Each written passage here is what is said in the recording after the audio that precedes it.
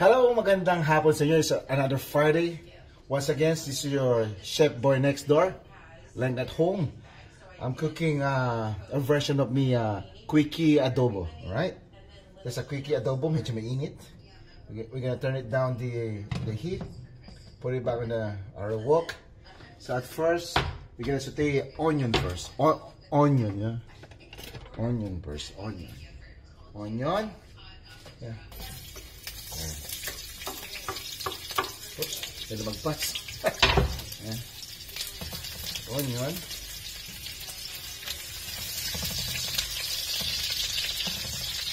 Ayan. Ihalo-halo lang natin. Make sure na, siyempre mausok. Take a test na usok. So, para yung for alarm. And then, next one is yung ating bawang. Tawag natin quickie adobo. Let's say, konting halo, make it saute until the aroma came out. Once the aroma, dapat generous kayo maglagay ng bawang sibuyas nyo kasi we're not using any artificial flavoring. It's all about healthy. Oops! Ang ating mahiwagang good morning towel. And ngayon medyo okay na siya. We cannot turn up na natin yung heat para madali mag-gisa. So, I only prepare around 500 grams of pork belly. This is my favorite part of the pork. We're gonna put it na. Ganyan na. Very quick. And then, igigisa natin. Until golden brown. Actually, malambot niya yung pork. Pinakulang ko na yung kanina. Very tender now.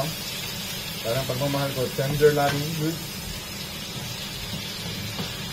And then while sauteing it with the bawang sibuyas, was the black pepper. I have the black pepper over here. Lagyan natin black pepper.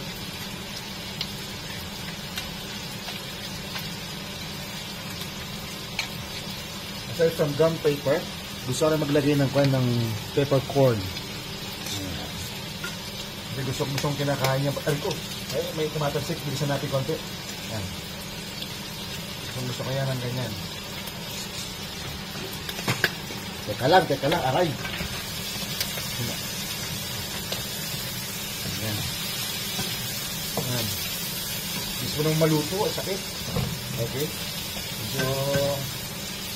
Medyo nagko-color brown na po siya. Sige lang. Tingin lang natin. Sige, naka-play ba? Ay, hindi. Sige, naka-play nga. 3 minutes na siya. So, make sure na niready nyo na yung mga recados nyo. Kasi, like I said, this is a very quickie one. So, I like it, ginigisa ako sa patis. Konti lang. Para pang padasa, pang amoy. Konti lang yan.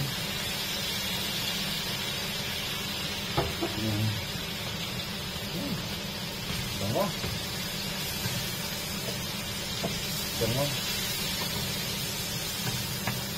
Ganyan lang tayo. Yan natin yung mga mamster. Then, lagyan natin konting tabis. Basta ito, oyster sauce. So lang tayo, mamster. Tantiameter lang po tayo. Tantiameter. Ito, tantiameter.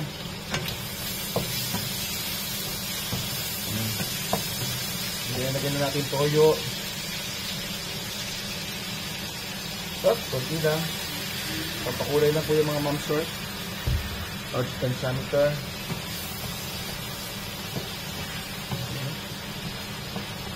Sarap. Yan.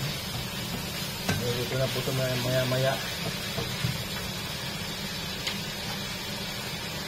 Konting tubig. That's it. Yan yung magic recipe ko, ma'am. Ito. Gugulat kayo. Kasi mamaya maglalagay yung suka. Mayonnaise. Para may konting chili. Yan, chili paste natin yan. Yan, chili paste. Yan. That's it. Then mamaya-maya, konting halo. Yung karne, pinakulong ko in 30 minutes. Luto na yan. So we're just flavoring up. Like I said, this is my version of Quickie Adobo. Ayan. Then, lagay suka at the end. Oh, nalaglag.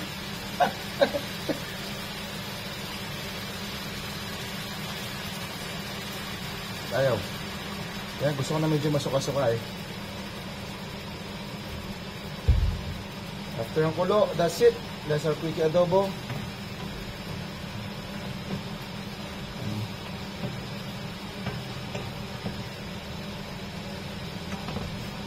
Pwede natin mag-flavor up yung suka.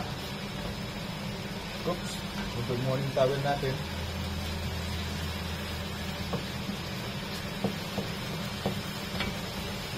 Right.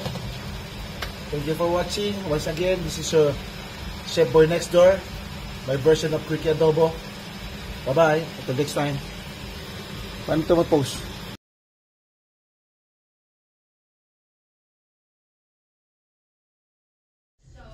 Hi, hello. Once again, this is your boy next chef. This is your Chef Boy Next Door.